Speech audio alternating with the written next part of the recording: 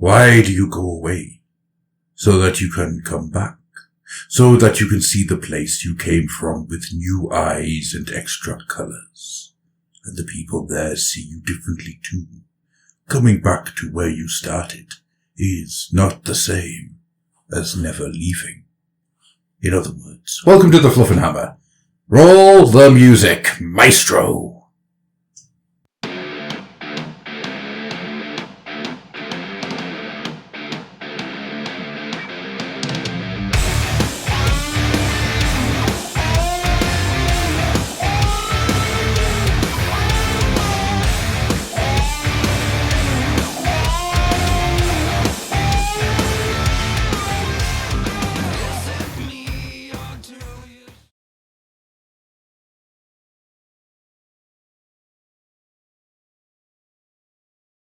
Hello, ladies and gentlemen. It's Adam. I'm back again, and with me, sitting on my knee like a good little boy, is an Andy. Hello. I want a candy stick.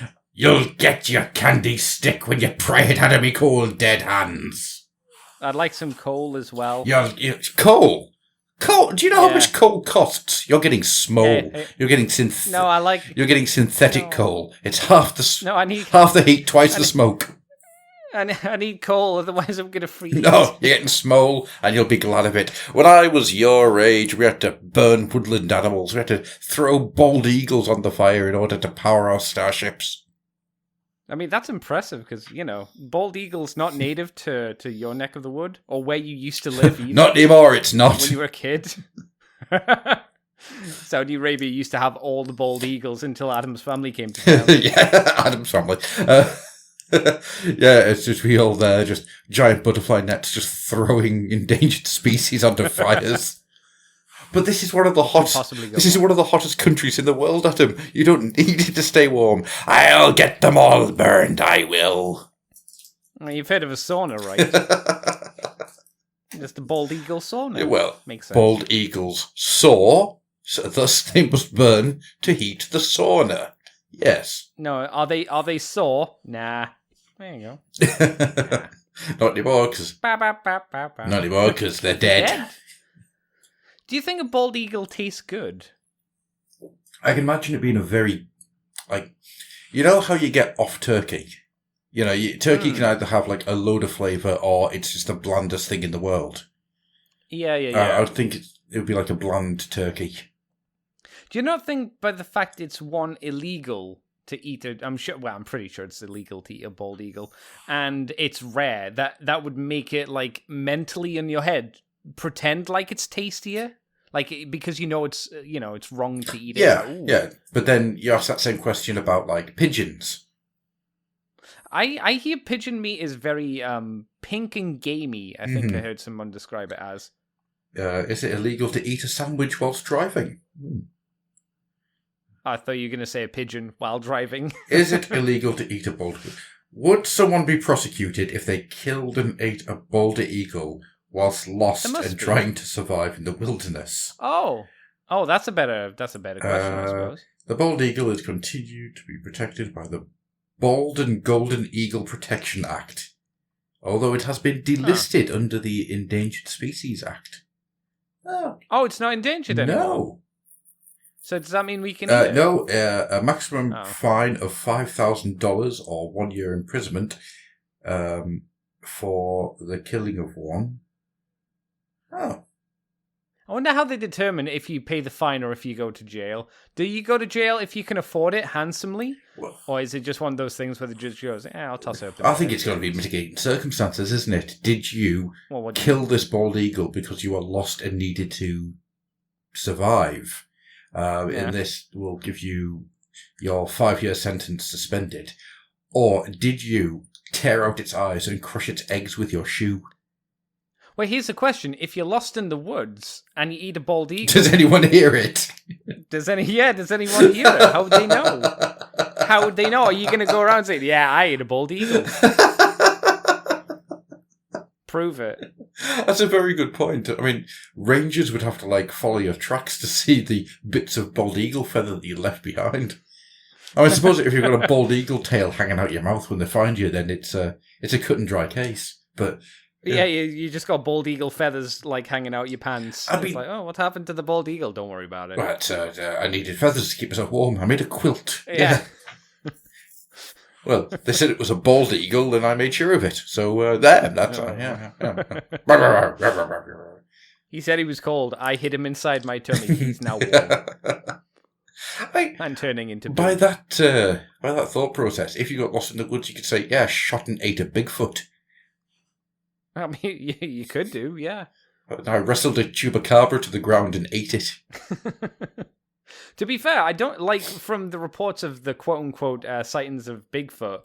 I don't think you'd be able to take down a Bigfoot desperately easily because they're meant to be huge, like elephant big. Yeah. I mean, so you need a pretty good gun to take one down. You just Schwarzenegger it like at the end of Predator.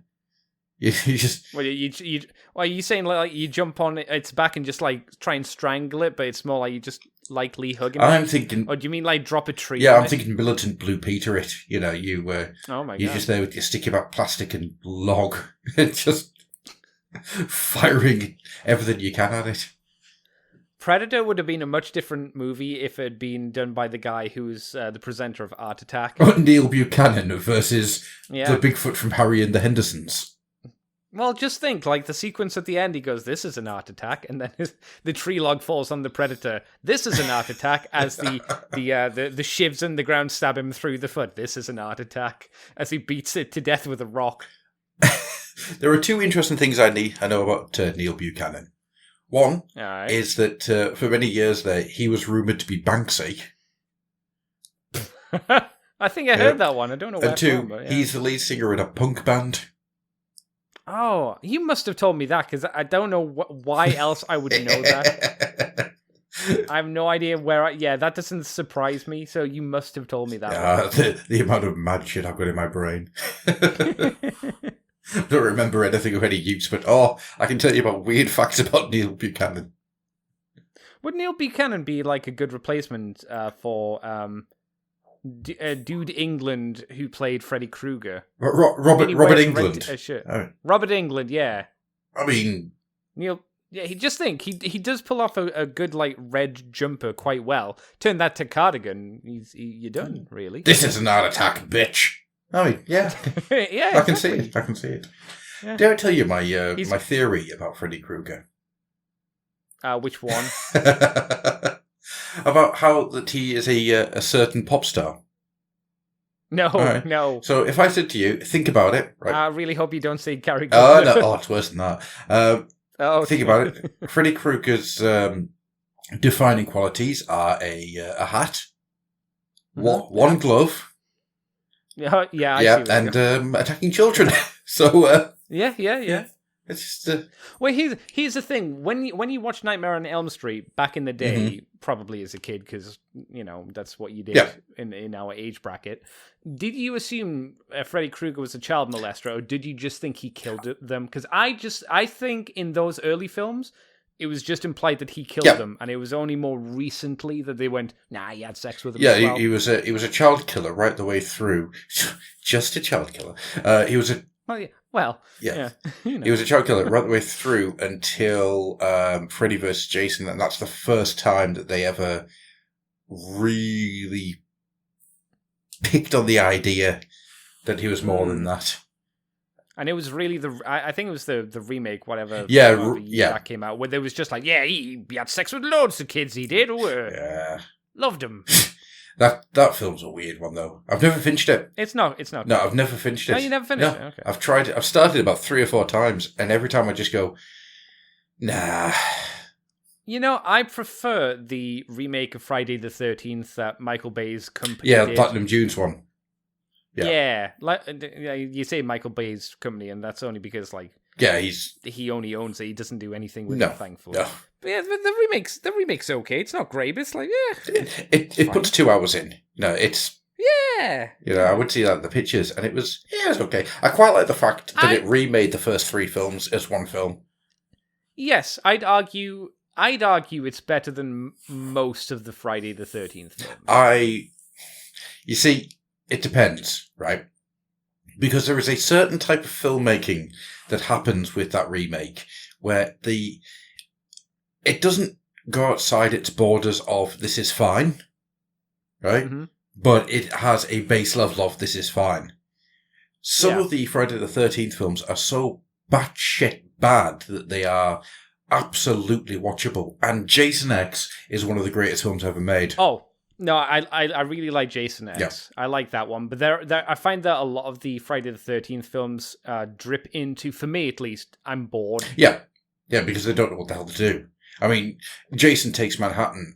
1, that's Vancouver, and 2, it's a lie. He's on a boat 90% of that. He's on a boat film. for the majority of the annoying. film. Yeah, it's when he's actually in Manhattan, it's actually kind of fun. But then he's only in there for 10, 20 minutes, something like that. Weirdly enough, That's it. as a little bit of a segue, we were talking about the Jason films over pizza this weekend at Warhammer Fest. Oh, that's a fucking segue. Yeah. It's almost like we planned it. We didn't. No, we didn't at all. Mostly, though, to talk about Mr. Blobby's place in the British horror pantheon and how, seriously, we went through every Friday the 13th film replacing him with Mr. Blobby, and it gets a lot more freaky. My personal... How is that a children's mascot? Like, if you think about it, back in the day, I liked Mr. Blobby as a kid, but I don't know why. Because he is a fucking nightmare visually. Because he thunders in and causes absolute chaos. That's all he does. I don't actually remember what he did. I remember he was on Noel Edmonds' house party. Correct, yeah. But I don't actually remember much about it. I remember the set being really cool, and I remember there was almost like a haunted mansion kind of track ride that people would go on and get gunged, and that's all I remember about the show. So Mr. Blobby was there as a gotcha. So they would tell people that Mr. Blobby was an actual children's TV mascot and get them on TV doing things with Mr. Blobby as the situation just got weirder and weirder and weirder and weirder until eventually it would turn out that it's Noel Edmonds underneath and they would be given a gotcha award. So that's where Mr. Blobby comes from. And somehow he got a number 1 twice with the same song. He did. It's fucking terrible. It is. It's an awful song, and I used to dance to it as a kid. Yeah, Blobby, Mr. Blobby. Oh, Mr. Blobby. So yeah, it's a really weird thing where he doesn't exist outside of a punchline, but has permeated the consciousness of people of a certain age. If you say it in that terms, he's Freddy Krueger. He is, the footprint that he has in public consciousness is the same as slasher horror movie video nasties from the 80s. It's really freaking weird. Yeah. I'm serious. We had a full discussion about this. Mr. Blobby sits in the British horror pantheon as probably up there with the Wicker Man as just being a thundering nightmare. There's Christopher Lee as Dracula, and then there's Mr. Blobby. Yeah, absolutely. Christopher Lee as Dracula, Dog Soldiers, Mr. Blobby. That is the trifecta of British horror. It's... Man, I don't think I'd want to say to Christopher Lee that he stands toe to toe with Mr. Blobby in the horror pantheon. Knowing Christopher Lee, he would probably be over fucking joyed. The man. I don't know. Oh, that man, Christopher Lee. Christopher Lee's a lot weirder than anyone ever thought. No, I think he'd wait for me to turn around and then he'd stab me in the back and wait for me to die. Saying, "This is what I said to Peter Jackson." Peter. The last words that you ever hear are, "Did you know that Viggo Mortensen broke his toe when he kicked the helmet?" And I can't speak because my lungs punctured, so I'm like... But we're not here to talk about... Well, I mean, absolutely, I would talk about Mr. Blobby for all day and all night because I find the entire thing fascinating. But... Sign up to Patreon, and if we get enough people, Gruff might do a Patreon show about Mr. There we Blobby. go. If I can get Patreon gold. £200 a month coming in, I will do a series... Oh no! Come on, make it like legit doable. Oh, okay. How about 50? £50. You get it up to 50. That's £50 quid a month, and I will do some kind of series on Mr. Blobby. Yeah. And how he stands in Horror Pantheon. There you go, perfect. Honestly, I don't think there's much more than an hour's worth of discussion there, but I'll find a way. But get Mr. White on. I'm sure you could talk about Mr. Blobby for over an hour. Probably, actually. Yeah, easy. I think there's plenty of people out there. Turnbull would be a good guy to get on to talk about that. Yeah. Turnbull, Adam White, and who else? Other people. Mikey, just for the shits and giggles. Say something in an Irish accent. To be sure. Thank you, Mikey. There we go. You can go now. That's why I have him on Moonbase. I thought it was just to make sure that you always knew there was potatoes coming. These are low-hanging fruit jokes, and I am sorry. I'll stop doing them now. It's not aimed at the... Well, to be fair, it's not as low as a potato. True. Like that's a root vegetable. Yeah. These are root vegetable jokes. And just for full transparency, these are not jokes at the Irish. These are jokes at Mikey. Just Mikey. He's a terrible man, and he knows what he did. Also, they can be both. You know, if you're English, you're kind of meant to make fun of the Scottish and the Welsh and the Irish, and they're meant to make fun of us. It's how it works. True. Yes, that's because we're always going to punch up in the vain hope that everyone else will believe that we're on top of the world. No. It's not that. It's like right. So when you're at school, your school's the best school. The next school across, fuck them. Right? It then expands to, you're from this town, next town over, nah, fuck them. Then it expands again to cities, then it expands up to your county, then it expands to from the north or the south, then it expands to England or Wales or something like that, then it expands to the UK and then fuck the other countries and then etc. etc. That's how it works. It's tribalism. Would you like to know a fun fact about something you just said? Okay, sure. So when we moved back to the UK, I lived in a town called Workington, right? Yes, you've said only good things about Workington. In West Cumbria. It is 30 years behind the rest of the country. And, so Workington is next to another town called Whitehaven, right? Both of them are coal mine towns. Is that where the prostitutes got killed by Jack the Ripper? Yeah, that's Whitehall, but yes. but also yes. Not by Jack the Ripper, just generally. Just generally. So working at Whitehaven, we're always at loggerheads for various things, and they have a specialised insult for each other, right? People in Workington called Whitehaven jam eaters. Oh my god. People in Whitehaven call Workington jam eaters. The idea is that you're so poor that when you're going down the mines, all you had was jam in your bread. And the fact that they just call each other jam eaters. It's how's your jam? How's your jam? It's just the weirdest thing. Yeah, you fucking jam eater. You fucking jam eater. What? Oh, how's your jam? That's great.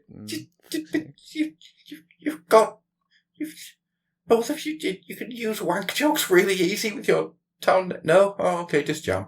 Nah, that's a bit uncouth, talk about what they eat, because they can't afford now, so they're poor, Lamau. Anyhow, speaking about being poor, shall we talk about the convention? Yeah, sure. So, I went to Warhammer Fest, and Was it your first one? Have you been to other ones in the past? No, this was the first one I've ever been to. First tabletop gaming convention I've ever been to. So all in all, it was a really good weekend. I'll put it out there. I had a really, really good weekend. The event was good, but there are issues which I'm going to get into further down the line because I think it's important to get into them. I think it's also worth saying that a convention lives and dies by the people that you are with. And any convention where you're not able to get into a conversation with people, even people you've never met before, and just talk away and come away after with a smile on your face, it's a convention that's failed. This... I thought you were going to lead into insulting the people. Yeah, it all depends on the people you with. Shame I was with a right bunch of assholes. I hated them. I think Made it a miserable time. I think there's a lot to be said about a lot of the sort of like the Comic Cons and the Mega Cons that you get around that popped up over the last sort of decade or so, where there isn't any of that feeling. You know, it's a lot of get in, buy things, get out. Well, I think it's all down to, like you suggest, kind of what you bring to it. Because you can, like, there are panels, and I'm sure there are meetups that you can do with people, but it's something that you have to make yourself do. You can't just kind of rock up and expect people to come and talk to you. No. But I think, but at least with Warhammer, you know, there is that. Hey, do you want to play a game? Kind of aspect to it, at least, rather than I want to buy some comics. Yeah. Oh, absolutely. So I will kind of go through the weekend blow by blow as best I can, and kind of explain what was going on, what we did, and the highs and lows of it. So, how did you get down there? Did you car down or did you train? I went down with James. So, friend of the podcast, James Norfolk Sinnis. We got into a car at 3:00, started talking, and then we were there. It was like, holy shit! Were you nice to James, or did you rob him? I did not rob him. No. Okay. You didn't make a playlist of music that he might. No, actually, I did not. I was. Okay. That's not like you. Well, my plan was to serenade him with nothing but the legendary Shack Shakers. Which, if you've never heard of the legendary Shack Shakers, they're a folk punk band out of Arkansas with amazing songs such as the Iron Lung Oompa, which they're a great band. Something in the Water, that's another great track. But yeah, listen to the Iron Lung Oompa if you get the chance, because it's such a great song. Glockenspiel und Tuba. And I was going to occasionally have a song called the Tu Mau Mau, which is literally just a guy going a tu mau mau, tu mau mau, tu mau mau, tu mau mau, tu mau mau, tu mau mau for 4.5 minutes. Okay. But as it happened, I forgot to connect my phone to his Bluetooth as we just started talking. And as I say, we were chatting away so happily that 2.5 hours shot by and we were there. Oh, wow. I was like, oh, well, okay then. That's a pretty solid start. Yeah, so... 2 hours wasn't too bad for you getting down to. No, it was really, really fast. We stopped in an Airbnb over in Salford, which was a nice little place. It was really. Did you take a black light with you? I did not. Why? Because I don't want to have the answers. No, you never do. Never. James had to leave quite quickly on the Saturday, unfortunately. So I stayed in the camp bed on the Friday night. Well, I say I stayed in the camp bed. I then put the camp bed away about 1:00 and just went to sleep on the sofa because the camp bed scared me. It made. Wait, hang on. What do you mean? It made creaking noises, and I felt I was going to get Mary Sue like smashed into half by the camp bed, just instantly going fudunk. Oh, sorry. The room didn't have two separate beds. No. So there was a bed, and there was a little camp bed that you could pull out and make. Okay. I thought James evicted you to not be allowed to sleep in a bed because you had to leave, so you had to sleep on a worse. Even though there was a free bed, you weren't allowed to use the bed. No. So I slept in I slept in the proper bed the other 2 nights, which was okay. Well, okay. The other night, I should say. But I'll get into the last night later on. So we went down into Manchester itself, got some food from Nude Ramen, which was absolutely gloriously lovely. How many nude people were there in there getting ramen? There were none, but the ramen itself was absolutely top notch. And I actually went back on the Sunday night to see if I could get a table by myself to eat there again. And they said, "I'm sorry, we're booked." And I was like, "Oh, well, fuck you then. How about that?" Oh well. So I went to Pie Minister instead. What a name! Really good pie. So yeah, we did all that, and then we watched a film about a bunker and a goblin. I think it was called The Bunker. It was shit. It was on Freeview. It was very funny. Oh yeah, if it's on Freeview, it's definitely shit. And then Saturday morning came around, and we made our way down to the convention itself. Getting through was really easy. The queue system for actually getting in was really good. I think queued for about 5 minutes. So we had to split into two. because I had a 3-day pass and James only had I think he had a 1-day pass. So we had to split into 2, and it took me less time to get through than it did him. So that was with a bag search and everything. Just hang on, you say the lines weren't too bad. Mm-hmm. Why were there like 3 videos of you and James in the line saying we've been here forever? That's a different line. I will get to that. Oh. I will. Oh, so there's a 2-line system. I will get to that. So yeah, the actual line to get into the con was absolutely fine. Really, really well done. Got in. First thing we saw was that Terminator, which was like, holy shit. That was big. And there was a nice little thing against the place was full of little things like this. So there was something against the wall where you could measure yourself against different things from 40k. Right? So you had like a Tyranid, a Terminator in actual size, Abaddon in actual size, Gilliman in actual size, the Lion in actual size. So you could see the how big these people would be in real life. Well, that was really fun. I quite enjoyed that. So we went over to the shop, and this is where things fell apart really quickly. Oh. So the way the shop was set up was it was a rectangular footprint with no barriers around the outside and no queue to get in. So it was a crush, like an actual crush. Oh. What was this shop for? Was this just to get you tickets? No, this was for miniatures, the exclusives. Oh, this was the shop where you bought everything. Okay. So it was a crush to get in there, to the point where my anxiety went into overdrive, because it was like, I don't feel I can get out of here.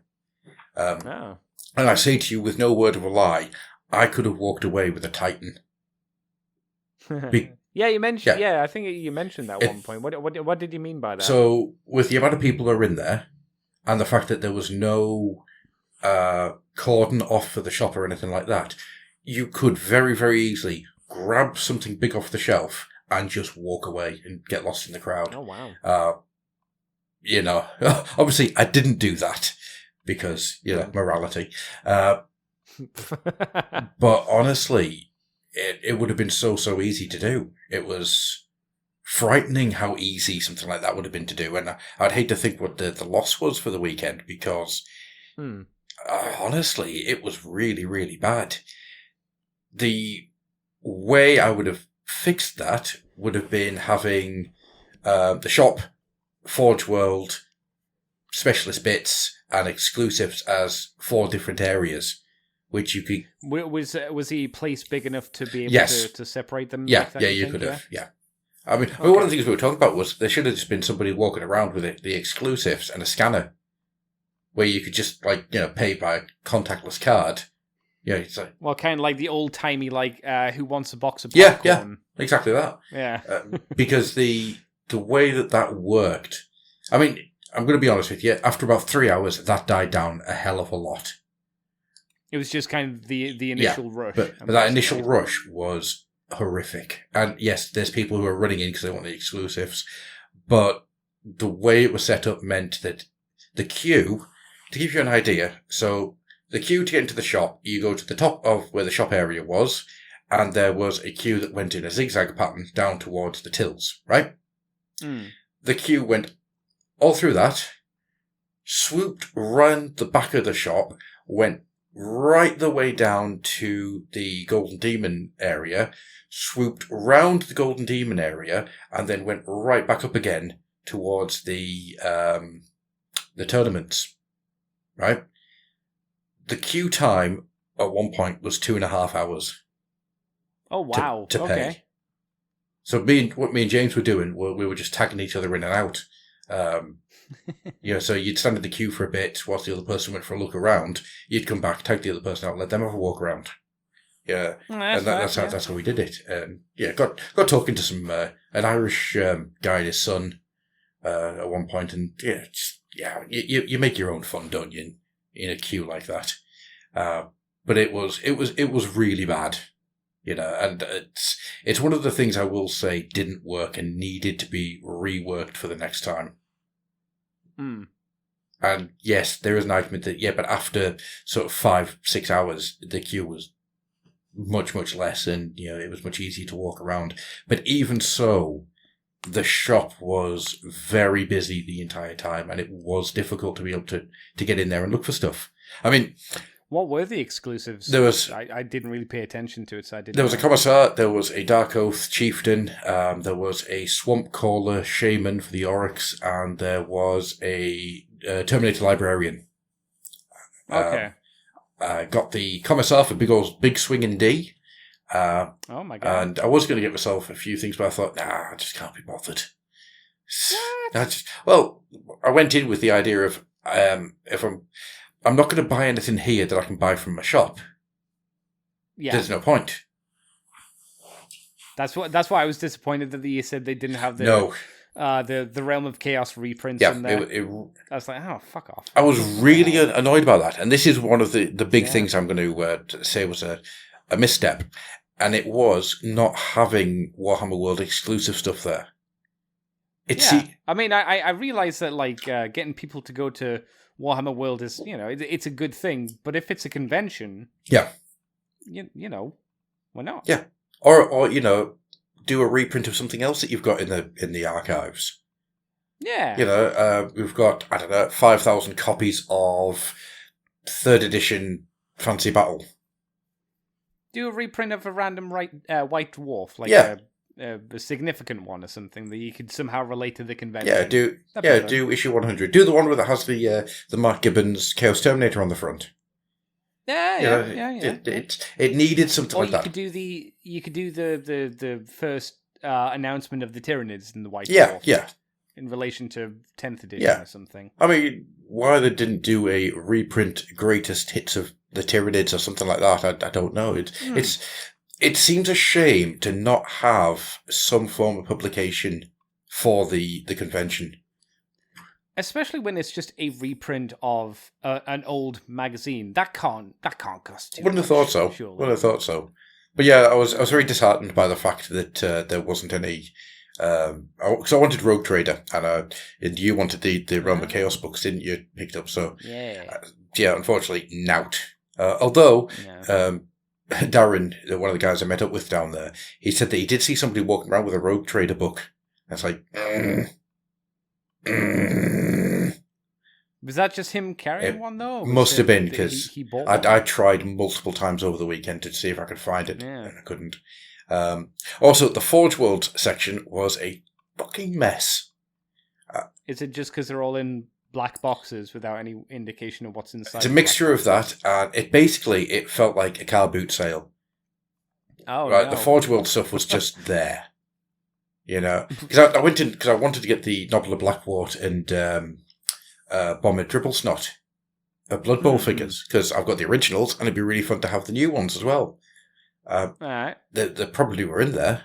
I gave up before I found them because I was just fed up of looking.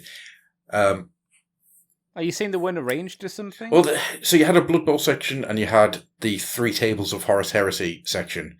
There was probably some other stuff in there as well, but as I say, the way it was all laid out, it was really hard to find anything. And then you had the crowd around you all the time, so you just constantly having to get out of people's way so they can get past, and then return to looking through stuff, and it was just that did not work for me at all. Okay. So as I say, I gave up more than once. So there was a table of art. You could buy some art, and if I could have gotten near it before a lot of it went, I would have come back with the old Emperor and the Horus Heresy picture.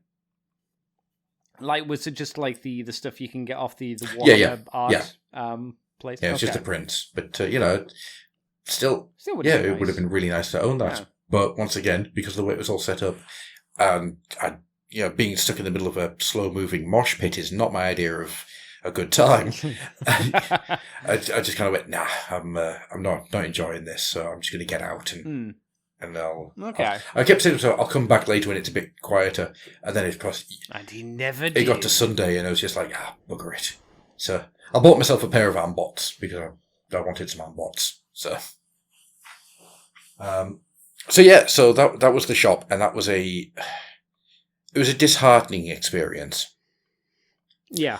It's not. It doesn't sound like it's surprising, because that's kind of what I expect to hear from, like, you know, when you go to these big conventions and it's all about buying the thing. That kind of makes sense. But you say that effectively there's a way they could have mitigated the problem and made it a little bit of a smoother experience. Yeah, I could see a couple of ways of doing it. And even if it was just you had somebody wandering around for the first 5 hours with the exclusive. I mean, the exclusive did not run out. There was a lot of them. Yeah, well, they're not big, no, are they? They're small, you know.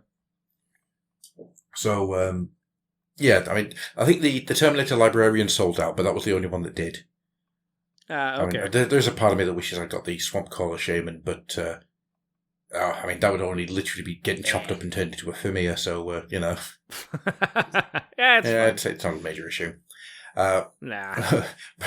But I'll talk more about the exclusives later on when I get to Saturday. So the rest of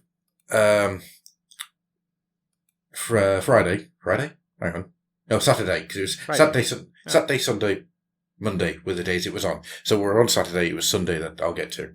So rest of Saturday, we walked around, looked at everything. We got right into talking to people at the tournament tables, which was great. Talking about people, talking about their armies, talking about what they were doing, how well they were doing. Really, really fun. So, what? I'm guessing you didn't decide to join the. God, no! I'm a terrible player. But what I did find out was that you could have booked tables for casual games and casual tournaments with your friends. Yeah. So knowing that is something I would be very interested in doing, like booking 2 or 3 tables for, you know, a group of people to use throughout the weekend. Did you notice anything about the things people were playing with then for tournament play? Was there like a running thing where you're like, oh, people are playing in a certain way, or certain armies or anything like that? 2 things which I found really interesting. Dark Eldar mincemeat everything that they come in contact with. That's kind of what George has suggested on many... Yeah, there's one thing hearing it, and there's another thing seeing it. Jesus Christ. And you know the T-shirt cannon Space Marines? Yeah. They are nightmarish to go up against. Oh, so they've made them look lame, but they've made them very strong. They are insanely powerful. All right, fair play. There was a couple of complaints about some tournament rules had been changed and some things have been done, which was down to stuff that had either been superseded in the last 6 months or, in one case, rules that didn't actually exist. They were like fanwank rules. So, yeah, kind of a weird one on that one. But all in all, from what I understand, the tournament went really, really well.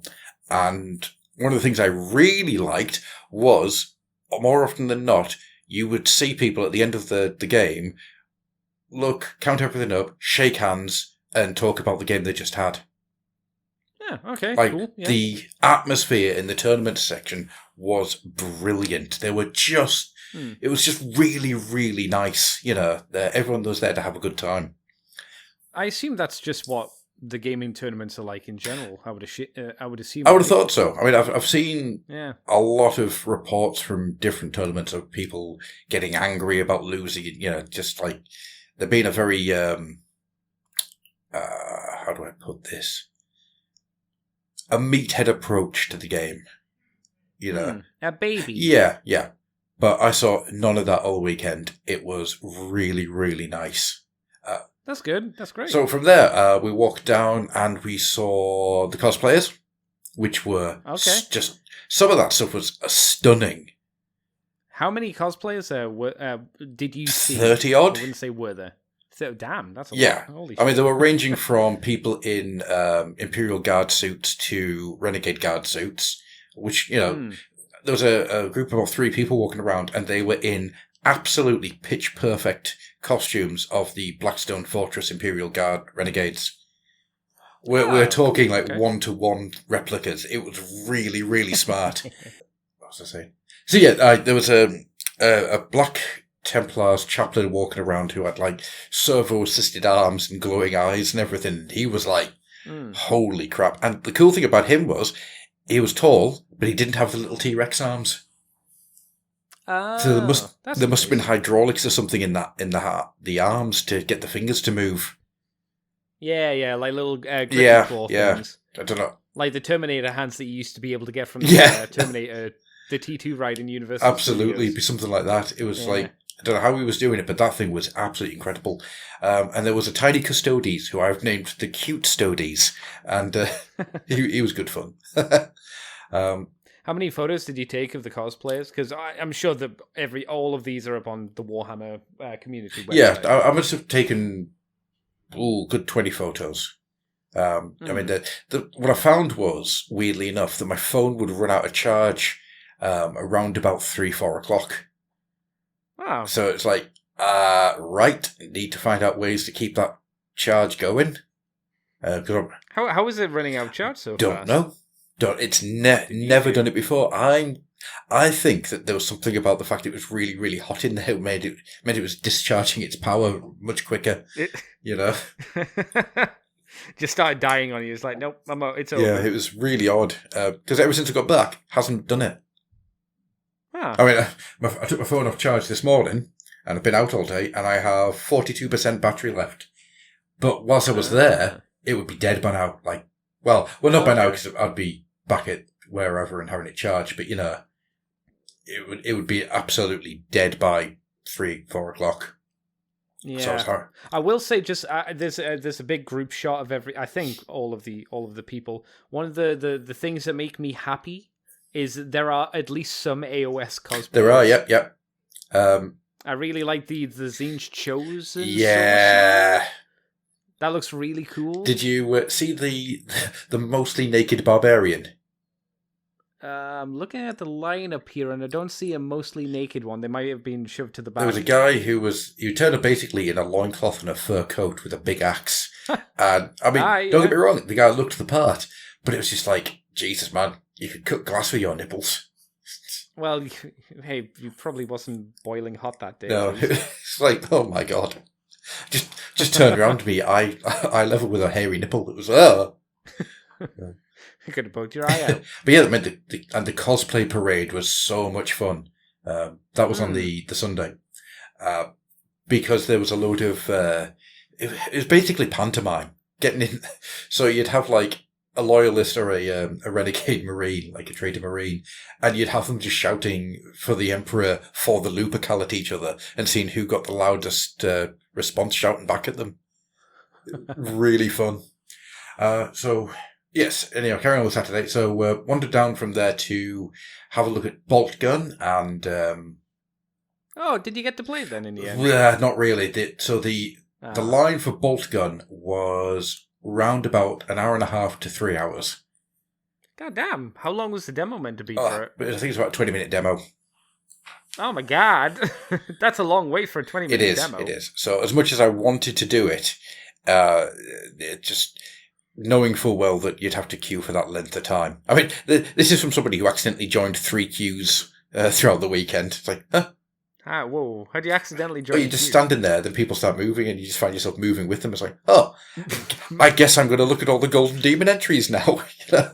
To be fair, I'm sure that was pretty good as well. It was. And depressing at the same time. Great and depressing. Some of the stuff that was in the Golden Demon was absolutely wonderful. There was a cone of dragons.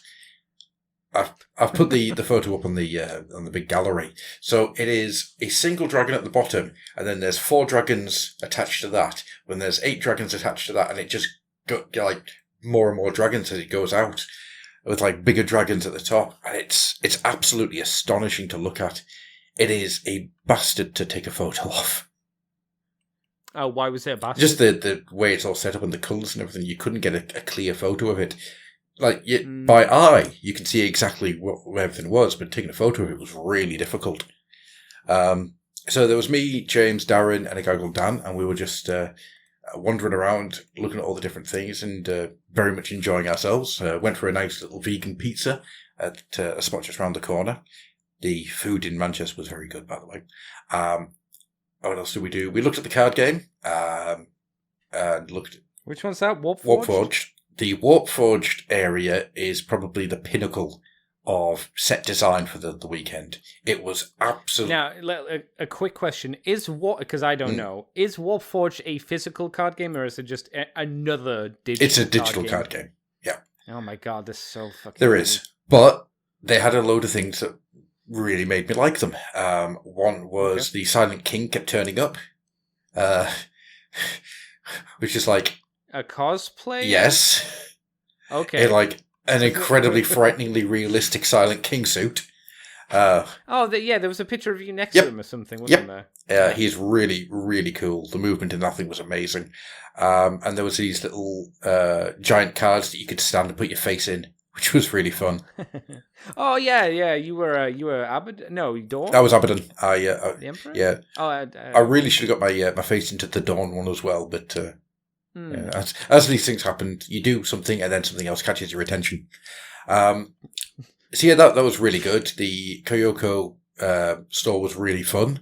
They had a massive life-size plush Griffhound, which you could win. Oh, yeah, I saw that. It was in the cage. Yeah, it was, yeah. Yeah, little cute. signs that say... Who won it? I don't know, actually. But I... Was it raffle only? It was, yeah, and I entered 3 times. I will win the Griff. Fuck knows how I would have got that thing home, but... You would have rode it. It's a Griff. Yeah, true. Yeah. Well, else? Cubicle 7. Cubicle 7 did a load of little things throughout the day, so I went and joined in with some of them. A quick side question. Yep. Was the Griff a hazard to children's health, like the squig from Christmas? It was not, and I still have that squig. I know. I'm not... They can have that squig when they pry it out of my cold, dead hands. Well, no, it's going to be... I mean, if you want to be a collector and a capitalist about it, it should be worth more now, because if people got rid of theirs, True. There will be less of True, them. but I also use it to chase Joseph around the room. So... You'll die if you touch this, Joseph, because you'll eat it. Yeah, he's, for a 3-year-old, he's really good at not sticking things in his mouth. So, wow. Yeah, maybe he wants to live, unlike most 3-year-olds. So yeah, Cubicle 7. So I went down to that. They ran us through some Soulbound character creation and stuff. Oh, which version of Soulbound? Soulbound, of course, being one of those RPG things we've talked copiously about doing for Fluff and Hammer, but just have never had. No, unfortunately not. And I had a very interesting conversation with a guy who said that he found it very weird that there wasn't any actual play shows out there doing Soulbound. What do you mean play shows? As in people playing through Soulbound. You mean online? Yeah, as in like kind of as a like a YouTube or a podcast. And I was like, I wanted to do that for years. I just cannot get the time together. And people would watch it. People would get right into it. So I'm aware. Like I say, which version was it that you were playing? So it was the basic starter set. So that's the order one, isn't it? The tree. Stormcast, the dwarf. Those guys. Yeah, that's the one. But I did have a look through the bestiary, and I had a look through the destruction and death books, and they are beautiful. And the fact that I managed to walk away without just spending far too much money at Cubicle 7 is testament to my stinginess. You could have bought the books. Oh yeah, there. yeah. But only... What stopped you? The fact they were 30 quid each, and... Oh, you could get them cheaper. Yeah, deal. Knowing that I only had a certain amount of baggage space to get things back in, which was exceeded, but I'll get to that. Oh, God, yeah. So, yeah, and then I talked to the guys at Cubicle 7 a couple of times and made some contacts there, and they were lovely, absolutely lovely. As were the people at Kyoko. They were also really, really nice. As I say, there was Warped Forge. There was a load of people. Did you tell them about the fluff? I did. I tried to tell everybody I spoke to. Businessman. There was a series of dioramas around the computer game sections, right? And it was people who had redone elements of these games in miniature. And some of them were really, really nice, like absolutely beautiful. And there was one of them, and they 3D printed the cards with the miniature inside. Oh, I think there's one or two photos. Yeah, I took a couple of photos of that on the blog. Yeah, right? yeah. Problem with the blog is you can't click on the photos to make them bigger, which is annoying. Oh, you should be able to. I will. I can't. I will look into that and sort it out. Oh, cool. Yeah, but yeah, I can see that there's one with a yellow background with, I guess, a space marine in it, and there's one with a blue background. I wondered what that was related to because I had no idea. I thought it was just like promoting the card game or something. Yeah, that's exactly what it was. But it was made by a guy called Squigmar. I've heard of him. He made the fancy brushes and sold them online. Who apparently was actually kicking around the place for on the Saturday. I heard I think a lot of the big guys, because Valrak was there as well at some point. And Adepticon Ian was kicking around, as was I don't know how to pronounce it actually. Fohammer, the guy who does all the part work breakdowns. Okay, cool. So I saw him and had a brief hello, and that was about it. Because there were entourages around a lot of these people. I would imagine so. I imagine they have a lot of friends. Yeah, exactly. And I don't. I'm a Billy No Mates. So yeah. Poor James. Oh, he left at 5:00. So it's me by myself. So yeah, did that, and it kind of got to about, 5-6 o'clock. It's like, right, I think pretty much done for today. There's been a lot of conversation back and forthing and talking to people and looking at things. I didn't talk about the Titan Owners Club. The Titan Owners Club is majestic. Was that the big Armageddon kind of setup they had on the floor, which seemed to take up 30 foot of space? Yeah. So that was a full game of, 40k scale Titans. It was the amount of energy that those guys had was amazing. Watching them. How many Titans were there on the floor? I think it was about 20 odd. That's a lot. That's like £20,000. Yeah. Obviously, right. Each person had one or two. Oh yeah. Yeah, and there was a guy in the tournament who had a Warhound, in-scale Warhound Titan, and you just looked at that going, Jesus fucking Christ. That's big. So watch that, and that was... That must have been quite nice to see in person because, I've seen Midwinter Minis make his over like a year or something. It's something I'd like to see in person, but obviously I don't collect 40k to that degree to Space Marines. I'd never want one, but I wouldn't mind seeing one in person. The Imperiata, it would be neat. Oh my god, the Imperiata it's like nothing I've ever seen before. It was beautiful. I'm going to put my flag down on that hill. It was absolutely stunning. Yeah, it was nearly my height. It was huge. But really, really good. Yeah, I loved watching that. That was tons of fun. And the only other thing that we really did on the Saturday was we watched a couple of games of the 10th Ed demos. Were you able to play them? Couldn't get in. So by the time we could have got down to actually play it properly, was the Monday morning, and we were told that by that time it was just down to being a super fast demo. So right, fair enough. I imagine that was probably the most rammed thing. Yeah. Just like in terms of like people rushing to get to play the new edition. Absolutely. Which makes sense. Yeah, absolutely. But so I watched about 3 or 4 games of that in the afternoon. Was it just the starter box? Yeah. Leviathan? Yeah, that's all it was. It was just so you had 2 turns each of Leviathan, and you were the things I took away from it was it is quick. It is real quick. How much did you play of 9th Ed? Not very much. I've played about 3 or 4 games. You have an idea of how it works? 3 or 4 games. Yeah. Okay. So how does it compare to that? So having everything on cards in front of you means you're just going, that, do that. So you're not having to flick to see how things work. You're not having to... obviously this is one of those things that it'll probably change over time as more stuff comes out for it. But having... Are these using the battle data cards that you mean? Yeah. Because that's obviously something that you need to buy extra. No. Because you can do... No. Are they going to come with the books? Yep. So basic... even better than that, they'll be available from the site to download for free. Oh, okay, that's Yeah. good. Yeah, because before you'd have to buy them, and they were like an extra £12 or so something. you can buy the packs if you want. They're on the website for free, and you get a load of them in the box set. Okay, that's good. So absolutely brilliant. Another thing that I actually really like the sound of, from talking to the guys, was there is going to be a Gets You By Codex for every army for free on the website on 10th announced. Yeah, did we talk about this No, on the last Fluffy? We talked about it as army lists, but it's not. Ah.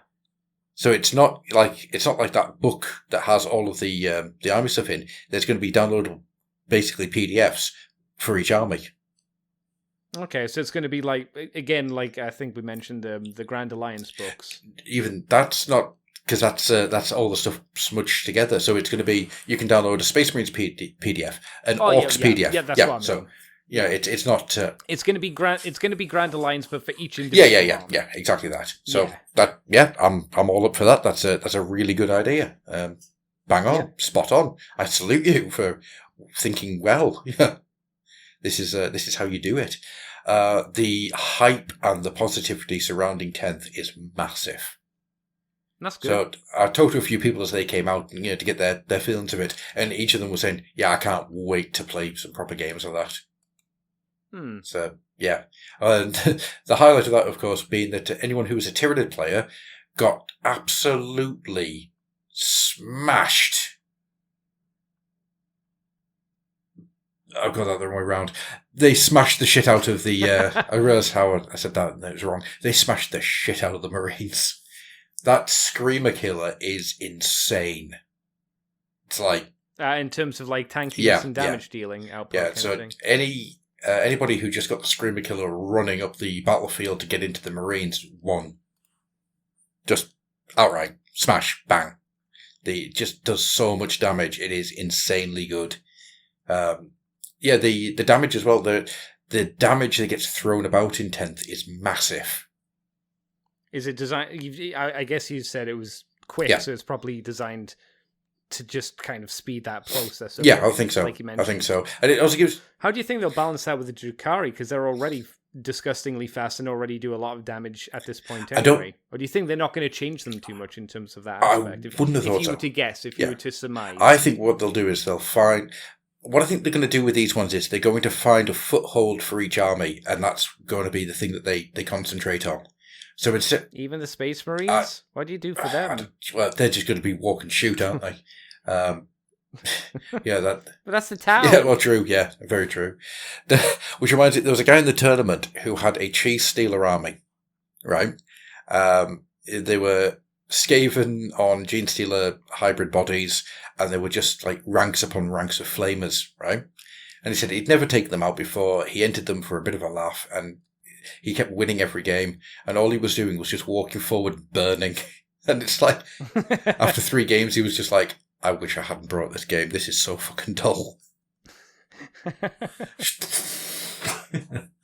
But there was also a Skaven army that was all flying drills.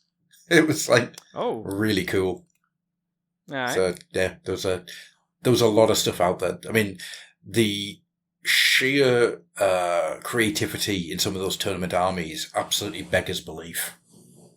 There was a guy who did a Dread Saurian for his Lizardman army, right? And he said it took... Is that the one you took the picture of? That took him a year to paint. Yeah, it makes sense. It's gorgeous. And the picture doesn't do it justice. It really doesn't. It is absolutely glorious. But yeah, I think the highlight for me for Saturday was just walking around talking to the tournament players. It was just really fun, really nice, and had such a good atmosphere. So that was pretty much the end of Saturday. I went back to the Airbnb all by myself, and I watched Willy's Wonderland starring Nick Cage whilst I had a Chinese takeaway. Did you like it? Yeah, it was good fun. It was all right. Yeah, it did me. And then got to about 10:30, and I went, I'm going to bed. So, thump. I guess you had to be up early for the next day. So got up the next morning, went down, because I was booked into the hobby build and paint competition, right? So I was a bit confused about what we had to do and when we had to be there. And they said, right, just turn up anytime between 8:30 and I don't know, 12, 1 o'clock. Just whenever you're ready, just turn up and pick up your bits and get started, right? So did you have a set amount of bits? Or was it just like in a big old It was pile that you had to just a grab massive pile of sprues. And if Right. I was a betting man, I would say that they were all sprues of unsold Partworks magazines. Oh, okay. Right? Which originally I thought, for God's sake, 'cause I really hoped to find some Titan bits to make a Skaven Titan. So I wanted to try and do something like that for an army that I'm interested in. The competition was to make a diorama around the last stand. You could enter it into the competition, or you could just build. Right? There were some guys around us. One of the cool things is we were there from 8:30 till 6 o'clock. Right? We did. Damn, Oh yeah, that's a long stint. it was, and I was happy with that. I loved it. Yeah. Got talking to everyone around us. You got to know people's names. You got to have some real fun with them. The sheer amount of like supportive creativity that was going on there, where people were saying, "That's really cool. Could you add this bit in?" and like handing over a piece that they'd been keeping for something. And That's yeah, nice. and it was all the way through, and it was just lovely. You know, people would go to the spruce table to find some more bits, come back with something that went, "I thought this might be something you could use." You know, it was. Did you take any pictures of the I craft did. building table post it being like demolished, and then like once it's all before it was all demolished, and then once it was I all didn't done? because they kept refreshing it. So about every hour or okay. so, they would just add another load of stuff to it. So you kept going back to see what else was there. A truck would just appear and just dump more sprues out. But it starts off and you've got people like with sprues and sprues of stuff and they're going, right, how do I do this? And then the creativity starts to kick in and you have people like emptying paint pots into other paint pots. So they've got like a paint pot they can use as a turret or chopping up like bits of cardboard to use for feet or for bases or for walls. It was really, really good. So one of the things they had was they had a massive table that was full of the exclusive figures. So you could just go up, pick up an exclusive figure. Didn't cost you anything because you've already paid for the event. Bring it back to your table and you just added that in. So I've got the Commissar and the Dark Oath Chieftain because they're in my dioramas. Oh, nice. So, yeah, I'm all in for that. And Darren was like, it'd be really easy just to go over, pick up like 5 or 6 of them and then put them in your bag. And it would be very, very easy to do that. Curse my immorality. Knowing full well that I've got a load of pipes in my bag. But, so, we got talking to people about the recycling thing, because a lot of people didn't know how the recycling thing worked. And I was like saying, it's not going back into the miniatures, it's going to make playground equipment for children. All right, well, that's really cool. Okay. So, talking away with people, there was a guy and his son over from us. They were lovely, absolutely lovely, just had a great time. The kid was like really whip smart funny. He had me absolutely howling a couple of times.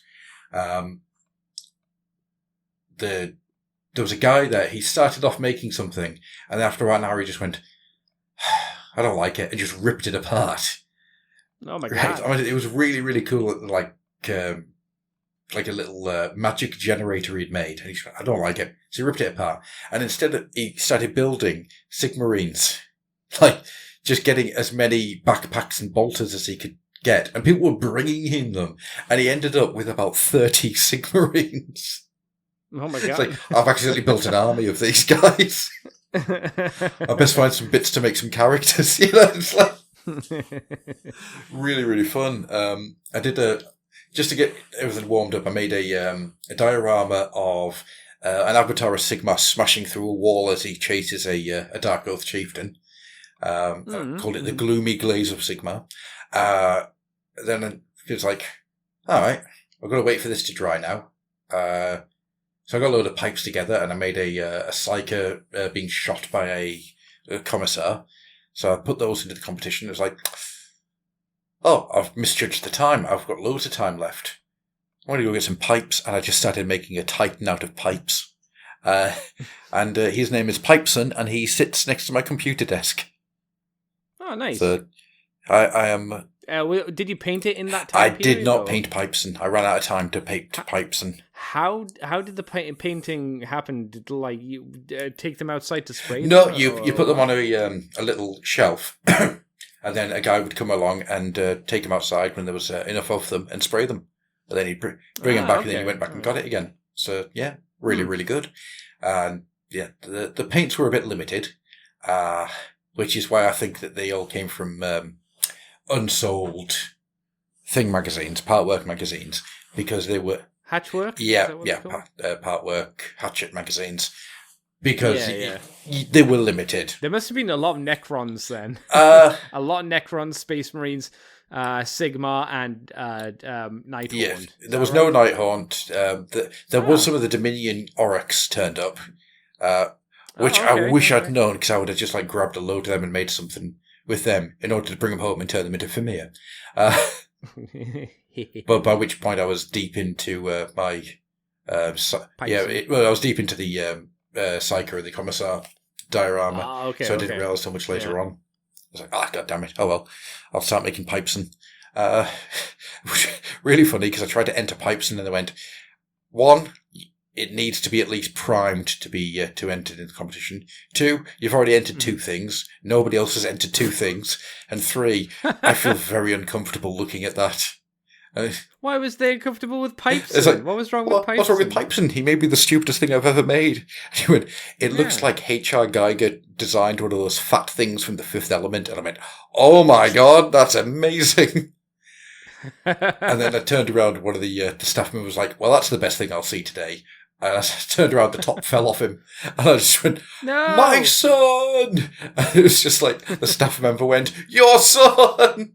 And another guy just goes, his son! Which was really funny. And so we did that till like 6 o'clock. And it was an absolute joy. Was it only the custom build stuff, or was there also like a custom paint class? Yeah, there was paint classes going on all through the weekend. I didn't join any of the masterclass paint stuff because they were quite expensive to get in. Okay. How much did you have to spend to get into them? I think they were about between 15 to 30 quid, depending on what they were. Is that I don't know, like, because you can buy online like courses and stuff for painting. Is that good price for them? I mean, you are getting a unit as well. Yeah, so it's not like you're bringing your own miniatures to paint. They're providing you with What were they providing? I don't know. I didn't say. But from what I understand, it wasn't just like an easy to build kit or anything like that. You were... Okay, I was going to say if it was just the free Space Marine that they... No. I think one person had like the Blade Guard box set. So that's the Space Marine one, isn't it? With the shield? Yeah. So it was all miniatures that were really good for the thing they were doing, whether it was non-metallic metals. And I know that it was... that'd be handy to go for. Yeah, absolutely. Non-metallic metals, there was airbrushing, I think the airbrushing one, you got quite a big miniature for it. That makes sense. Because there's difference between like watching someone do it on YouTube and then someone being on hand. Yeah, exactly. No, not like that, like this. And from what I understand, those classes were really good, like really solid. Oh, I bet. So, I'd hope so. So it's one of those ones where I don't feel that my painting is good enough to even try to join in those kind of things. Yeah. So it's like, no, I would just make an ass of myself and it wouldn't be worth the money. But see, I think I would do it just for me, if I had the opportunity, I think I'd do it just so maybe I could get a skill under my cap, even though I might not be able to execute anything else. I'd be like, well, I can do this one thing to an acceptable level, potentially. Yeah. It makes perfect sense. I'd give it a go. Would you do in the future, do you think, if the opportunity arose once again for another Warhammer Fest? I don't know, because I've got ideas for next year, because now I've got a better idea of how the weekend happened, how it all works. I've got ideas of what I'd like to do and how I'd like to do it. We'll save that for the conclusion absolutely. Then as we get to it. However, I do have a downside for the Sunday. Because of There was no James? Yeah, it made me very sad. Oh, by the way, the Saturday night, I totally forgot to buy a pub quiz ticket. And so I was like, oh shit, I need to buy a pub quiz ticket. Sold out. Oh. Damn it. So I didn't join the pub quiz. Were you allowed to stand outside the pub quiz and just listen to them? No, I just decided to go back and get some food and things. Get a shower because I was stinky. So yeah, the downside to the Sunday was that there aren't enough screens around the place. So when they were doing the reveals, we were all watching it on my phone. Oh. Which, That's no. You don't want to be at the convention looking at a live feed on your phone. There were only 2 screens throughout the entire place, and there was a really big banner that was hanging up pretty much center, and I thought that was a projection screen, and I don't understand why they weren't projecting the reveals and stuff onto it, because you'd think that would make sense, but. Yeah, I don't know, but not having screens in these different areas, like one in the hobby build area, a couple of them over in the board game cafe or anything like that, seemed a bit of a misstep. It's nothing earth shatteringly bad. It's just one of those things where I wish that had been there, because it would have been fun to be able to watch the reveals on a bigger screen whilst doing stuff. Yeah, like I say, not doing it on your phone. Yeah. You don't want to do it on your phone. I mean, don't get me wrong, it was a good way of getting everyone together, because I set my phone up so everybody on our table could watch it. And huddle around, boys. Yeah, and it was good fun. And of course I didn't turn the stream off, so it went straight over to the people talking about the tournaments, and that was actually quite interesting to have on in the background. So we had all that. And then, as I say, after that, I was knackered. I was absolutely goddamn knackered. So I went off to the hotel that I was staying in for the last night, which, if anybody out there knows Manchester well and knows the hotels in the area, prepare to have a sharp intake of breath, for I stayed at the Britannia, which apparently has a really bad reputation. Why? For being full of whores and prostitutes and pimps. Which I didn't know. I didn't know this. Yeah. But, to be fair, I had a decent night's sleep in there. I watched Red Dwarf on Dave for a bit. Went out for a walk around Manchester to go get myself something to eat. Went to Pie Minister. It was really nice pie. Really enjoyed it. Took a long walk back. Really enjoyed the walk. And it was just nice. And as I say, got in and watched Red Dwarf on Dave and went to sleep. I mean, it doesn't really matter if they're prostitutes and whores in there, as long as, the porking ain't keeping you up. No one bothered me all night. So, absolutely fine. Absolutely fine. I was kind of confused by the fact that a wardrobe was just standing on one of the landings and would seem to be playing music. Yeah, that's to Narnia, mate. Yeah, that was just weird. Like, really weird. I was looking at it for a little while, just going, huh. Did you see a pale hand come out with some Turkish delight trying to tempt you in? Punched it. Fuck off. Turkish delight. Disgusting stuff. Yuck. That's how you knew Edmund was a villain. Yeah, like Turkish delight. Mm-hmm. So then the Monday, we didn't really do much on the Monday, but I did meet up with a Mr. Adam White, and that was a very pleasant experience. Went and had a look around the Golden Demon stuff with him. Caught up with him, had a really good chat. Went and watched Bolt Gun for a while to get a good idea of how Bolt Gun looks, and I really want to play that game. It looks so much fun. Can you play that game? I don't know what the specs are for it.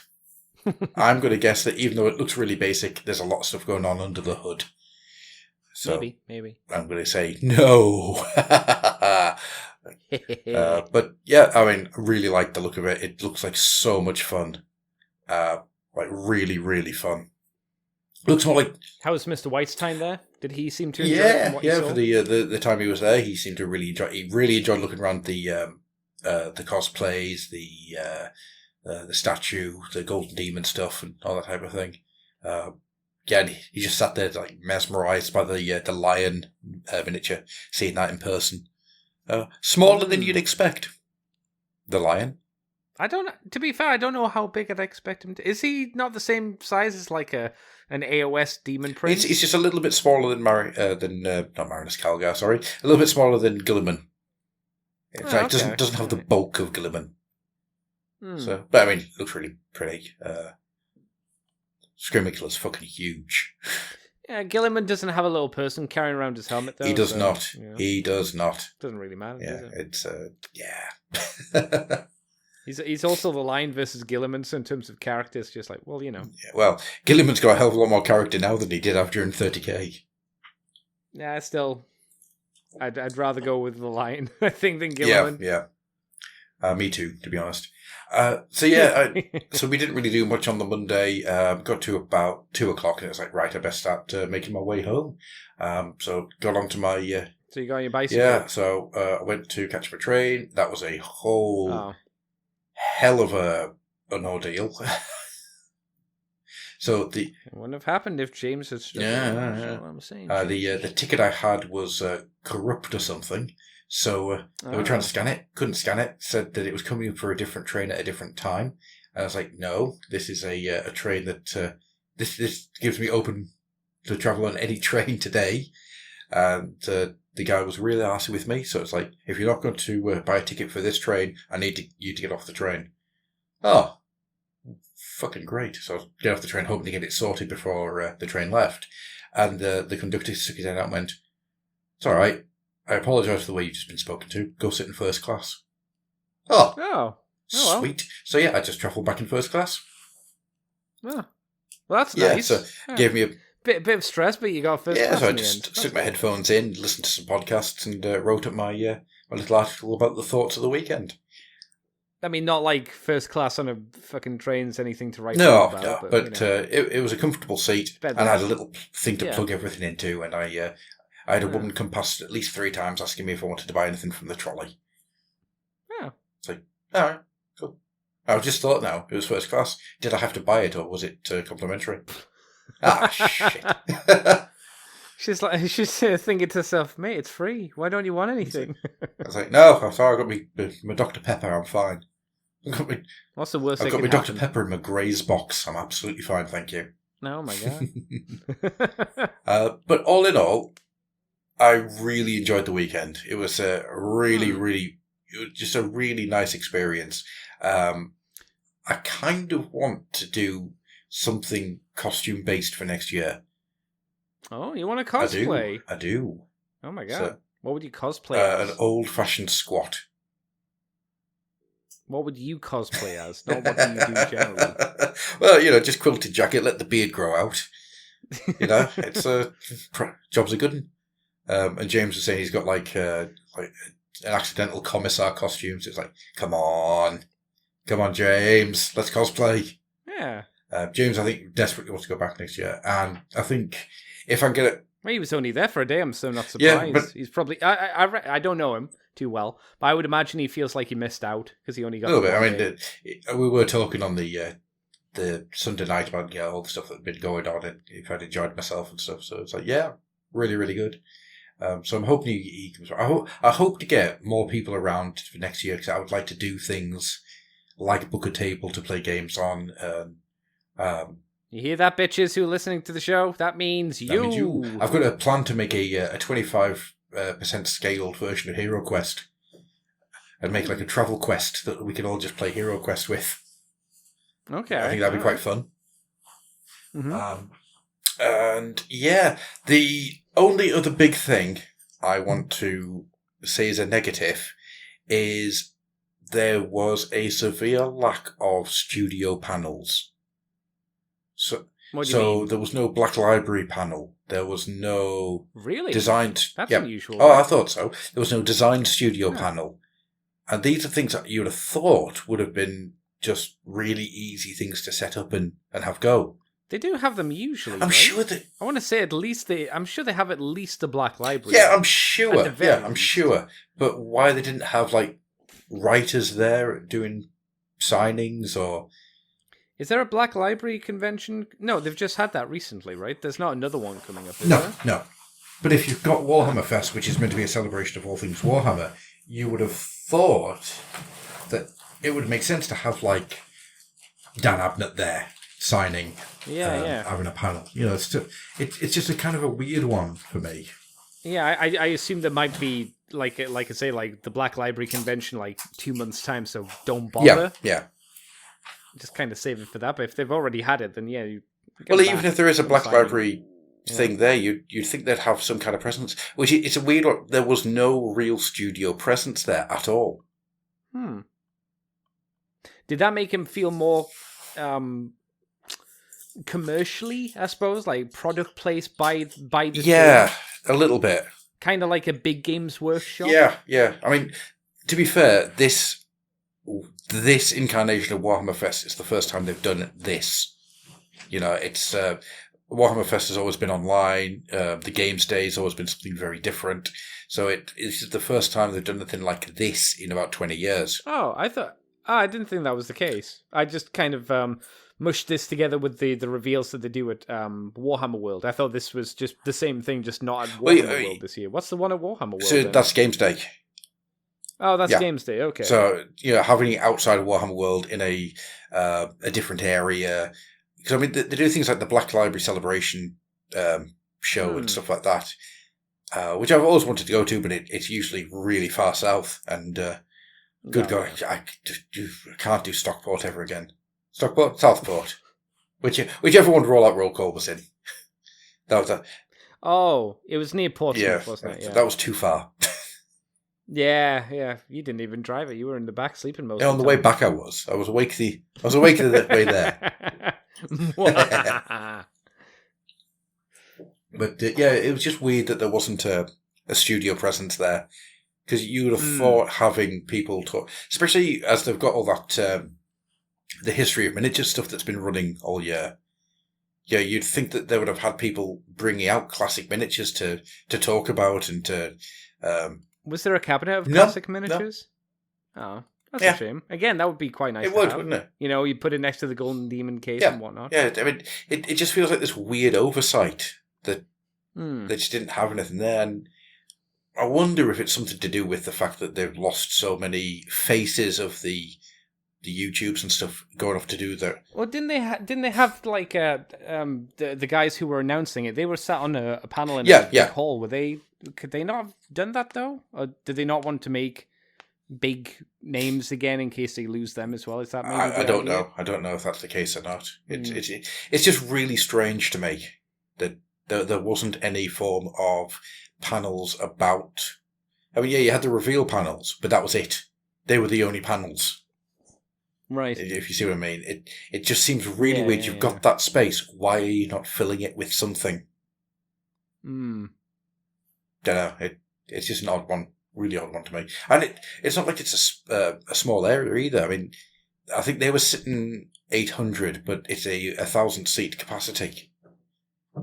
So you could do all sorts with that. Yeah. So I don't know. It's just one of those things where I don't understand why there wasn't more of that happening. I get you. But it was funny actually going into the old world one. The staff were just walking up and down going, "Manage your expectations," which I thought was really funny.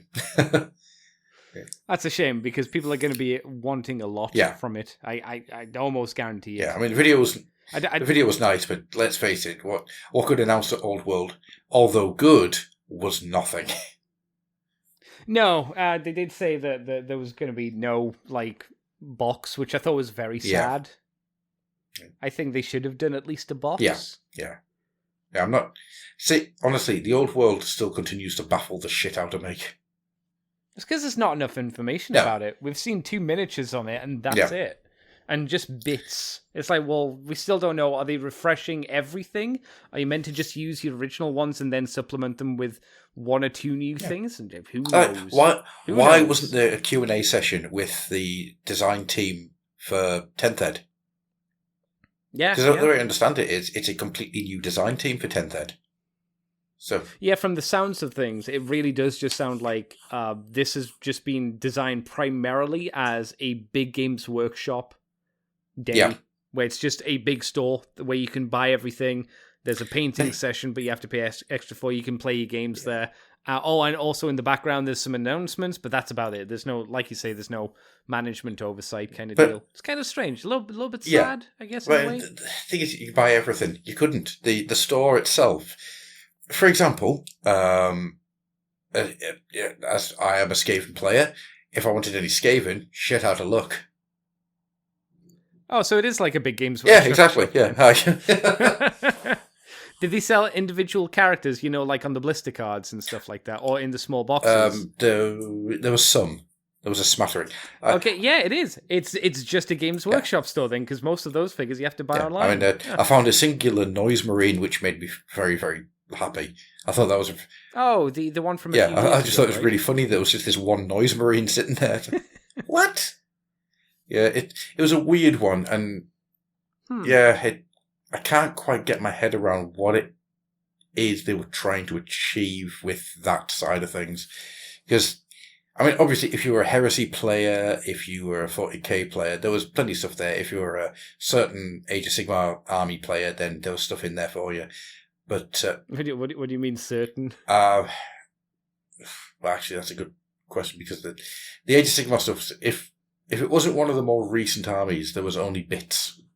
Oh. It's like I couldn't have walked away from there with a Fireslayer army, for example. Well, they didn't have the 3 different types of No, models. the Fireslayers had the... not Combat Patrol, what they're called. The Vanguard. Had the Vanguard box set. Yeah. That was about it. Well, to be fair, that's 90% of their army. True, but yeah, that was... Right, 80. But yeah, it's just... It was all stuff like that. It just seemed very, very odd, and I couldn't quite get my head around it. Yeah.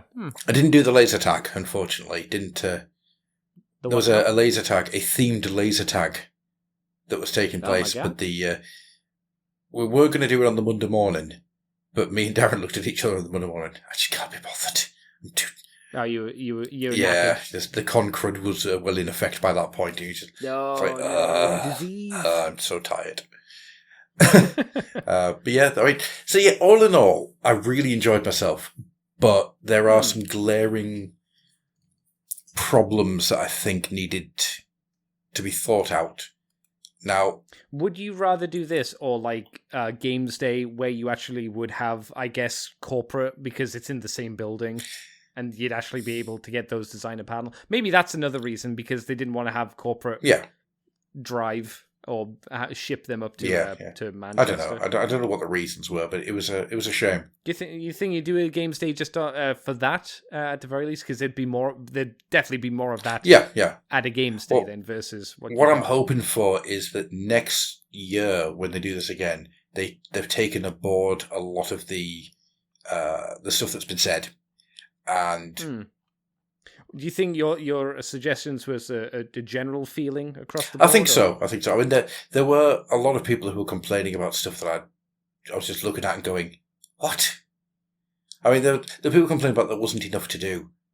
It's like, I didn't get to do everything. So I don't know. But then my convention going experiences might have been different to a lot of other people, because one of the things I enjoy doing is talking to people. I like to have a conversation with people and see what's going on, what they're doing, and things like that. I don't know. It could be that I'm a wrong'un. So do it wrong and want to have fun and talk to people for a few bastard. So I don't know. It could be something like that. But I will say that I came away from that with a really positive outlook. I felt I really enjoyed it, and well, you need to stop that then. And I thought it's just generally good. I enjoyed myself immensely. Wow. Yeah, and recommended for next year. Will it be a guarantee next year? I hope it's again next year, because I would very much like to go, and I know that our mutual friend Wayne wants to go next year. Oh my god! I told him to go this year, but he was going away on holiday. Well, what Wayne wants to do is turn this into the meetup. So instead of going to TFN, we just all go to Warhammer World.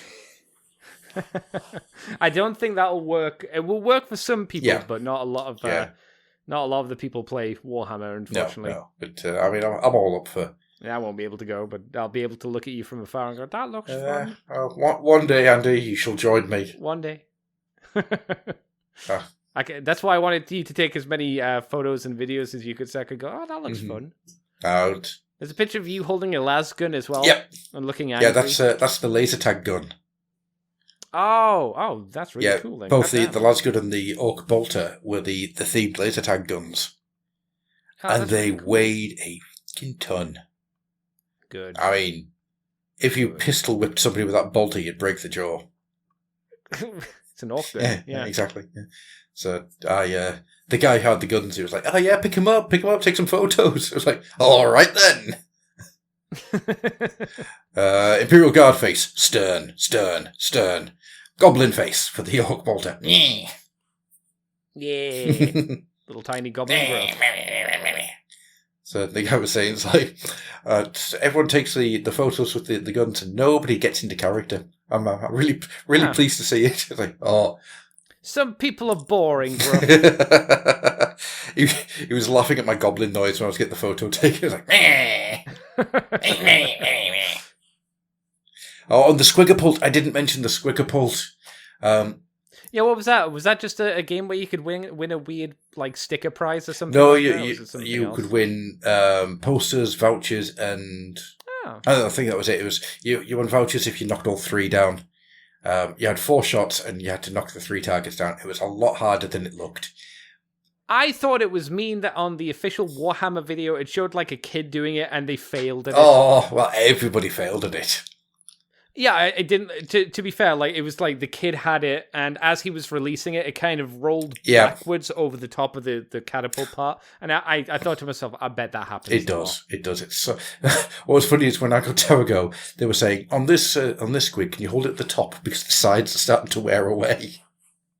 Yeah, your photo of it, that poor little squig looked rough. He had been through the ringer, like absolutely through the ringer. That's why I loved him. I asked them if we could take it home, and they said no. Wow, well, I bet it goes in the bin. I bet it goes. I want to know what they're going to do with that Terminator. I'm hoping that Terminator has a place in Warhammer World now.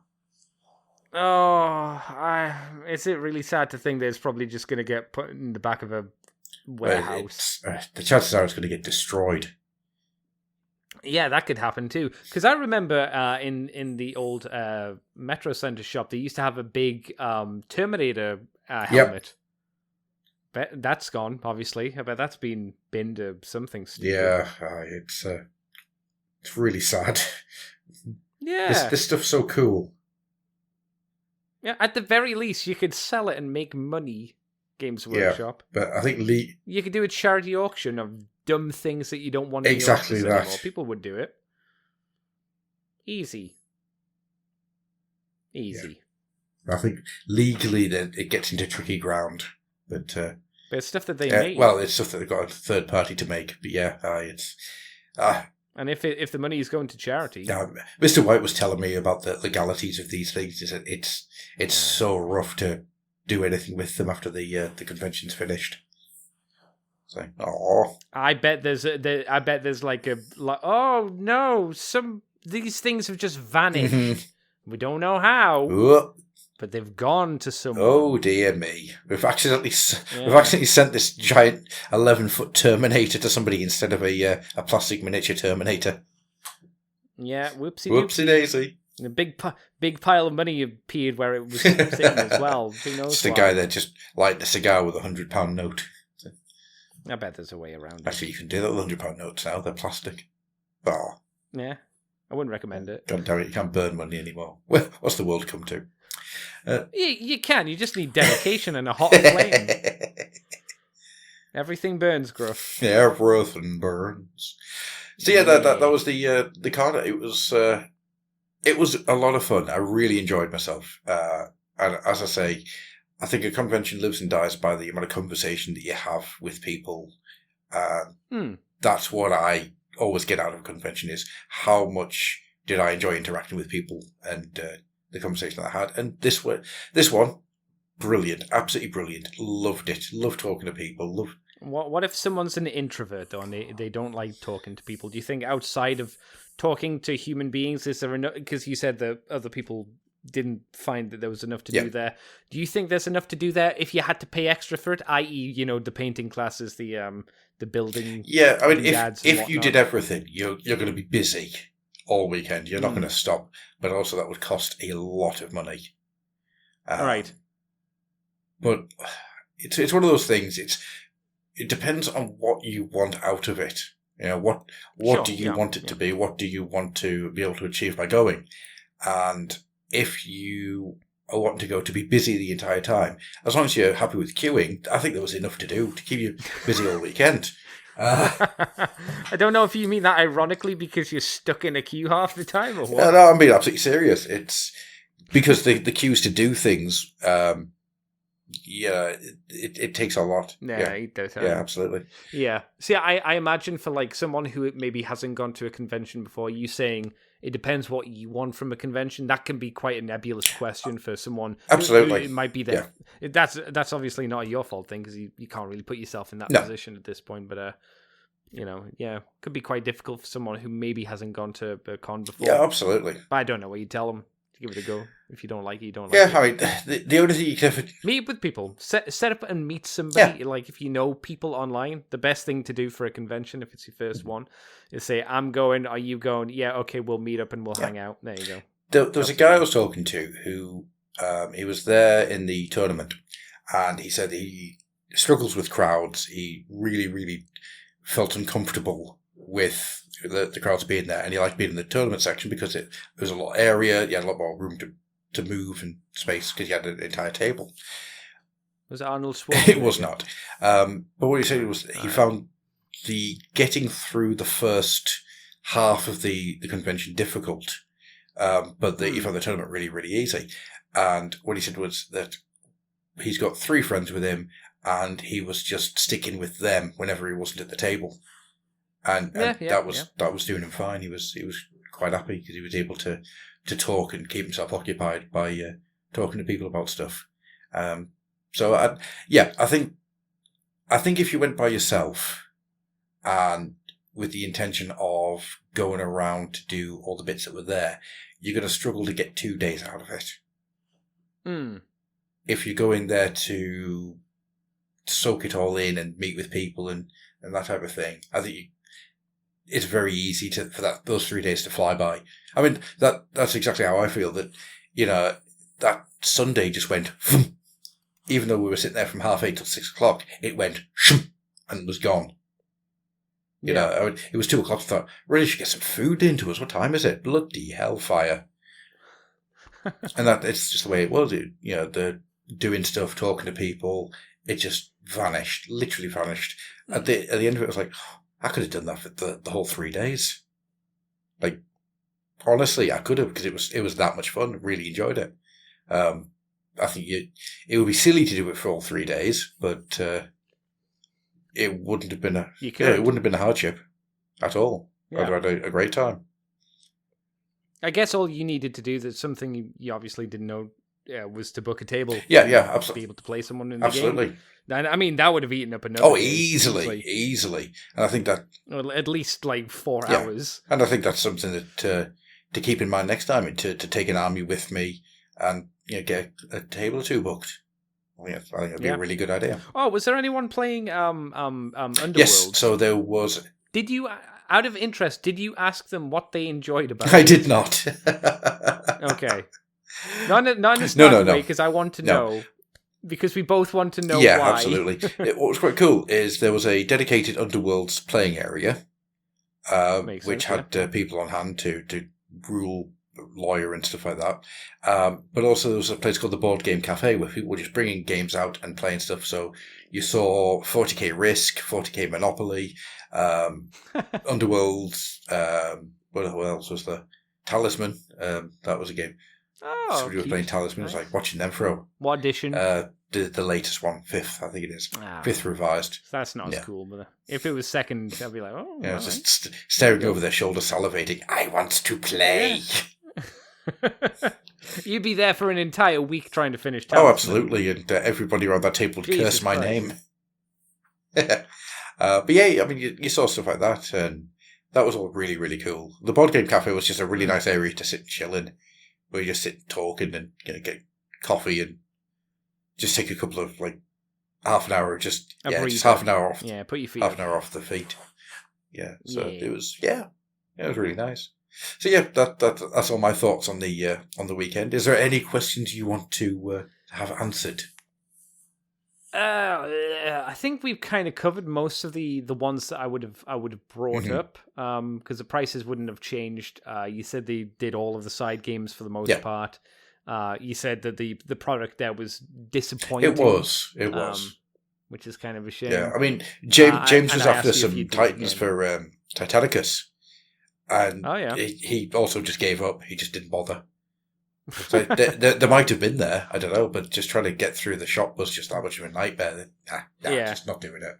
And obviously, we're not going to be, if anybody wondered, we're not going to be doing talking about the actual reveals, like the game or anything here, because that will be what we do with George. Yeah, absolutely. When we record next time, this was purely to talk about the convention as it is. Yeah, absolutely. Rather than absolutely. I think if we got a good group of people together, by which I mean a decent sized group of people, I think that weekend would absolutely just vanish. As I say, there was a point, there was like 4 of us, and we were just sitting talking, and the day filled itself in really easily. Oh yeah, I bet. Yeah, and that was all really nice. Oh, because this is your first like Games Workshop-y ish convention. Does it open your brain like a book to the idea of other conventions like Adepticon and I don't know the other ones, to be honest, but that kind of idea. I'm hoping to get down to Bring Out Your Lead in August. What one's that? I haven't so it's run by the Foundry, and it's a lot of the people who were around during the beginning of Games Workshop. So you get a lot. Oh wow, I bet that would be. Oh yeah, absolutely. So it's more of a you turn up and play type convention. But there's going to be a lot of stuff there, a lot of like original John Blanche art. John Blanche and Ian Miller apparently turn up on a regular basis. So absolutely. There might be OG models as well. Yeah. You might be able to pick up some stupid like 3rd edition, 2nd edition, 4th edition stuff. Be kind of fun. Absolutely. But there's a game on called Hell's Reach, which takes place all weekend, and basically you just rock up at some point, any point of the game, put your models on the table, and when the turn comes around to you, you just join in for however long you want. And I've got an idea of what I want to do for that. Okay. I'm going to try and make a Chaos Android and Chaos Dreadnought army to join in. How easy will that be? Get back to me in about a month. Yeah, I will answer that question then. I get you. Okay. You've just got it mulling around in your brain. Yeah, I know how to do it, but how easy that would be. I mean, the other idea is to make a stomper, like a big orc gargant, and just see how that goes. Now, I know at Adepticon there was a really cool little stupid game where basically it was just get a bits box, stick some things together randomly, paint it up, and then put it in the meat grinder. Did you hear about that game? Yeah, the meat grinder was so it was 1-on-1. Whoever lost got put in an actual meat grinder and got ground up while everybody screamed grind. And the winner got the head was cut off before they were thrown in, so the winner got a trophy made of the cut off heads of all the people that were beaten in the meat grinder. That's amazing. What a fun little idea, right? That's so much fun. I really like the sound of that. Yeah. I mean, Adepticon, difficult one to get to because it's in the US. So that's right. But, I mean, I've seen a lot of things about Adepticon, and I wouldn't mind going to it, but it looks neat. Just trying to get to it would be impossible. Oh yeah, I mean, flights to America are just unpleasant. Yeah, they're just not feasible these days. No. It's something I wouldn't mind doing, but whether or not I do it. So. I mean, I'd be interested to see what other kind of things happen. What else is out there? Because, I mean, we were talking about it, and one of the things we were talking about would be run a multi-game campaign, which would be a lot of fun. So, for example, if you did it 40k, you've got people playing Kill Team, you've got people playing 40k, you've got people playing Epic, and it's all the same battlefield. So you've got people running back and forward saying, right, this guy has lost this game. As a result, the epic battle doesn't get any reinforcements for the next 3 turns. Yeah, something like that would be really... It'd be difficult to set up, but I think once running, it'd be really good. I think, unfortunately, it might be very slow for the people that were doing the epic stuff. Yeah. But, you kind of run back and forth like that. So, say, for example, the epic game, it has no minimum number of turns. It just keeps running all day long.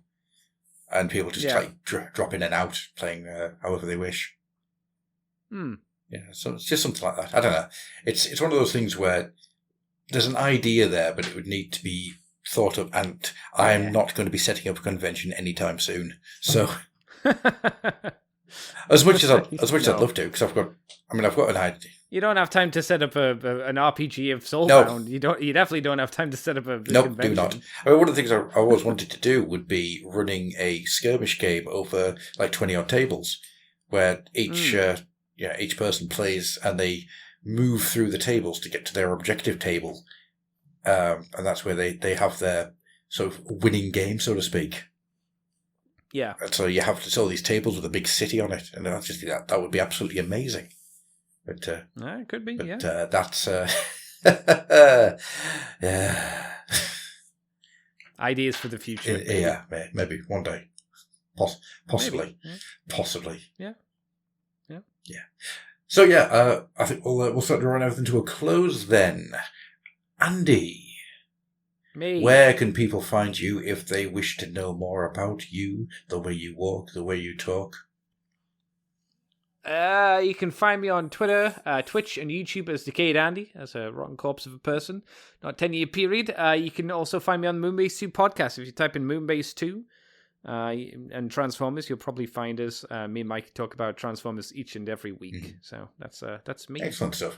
As for me, you can find me in multiple different places. If you search for The Fluff and Hammer, you'll find us on Instagram, on Twitter, on Facebook, and the website, which you can find at thefluffandhammer.com, where there has just been loads of stuff been going up for a while now.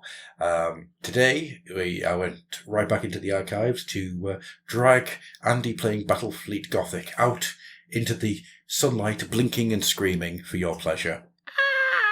And every weekend, brand new articles and brand new videos go up, so come and join us. It's just all in all a very nice community. It's one of the things that's been said over the weekend was that the Fluff and Hammer is a really pleasant and supportive community, which I... Who said that? Who's spreading lies? It was Darren, James, Mr. White, yeah. A lot of people I spoke to who know of us. They all like it. It all makes them happy. So, good. That's good. So I feel like I've done something good with my life. And then, as for my personal stuff, you can find me on Instagram at ADNickel. You can find me on Facebook as ADNickel. And you can find me on Twitter under @Grufflock, where all of my creative sloshings happen. Usually my art and writing. And that is about it. So, with all that being said, we shall get out of your ears, let you have some quiet time, let those demons tell you exactly who and why you should burn, and see you next week. Good night, whatever you are.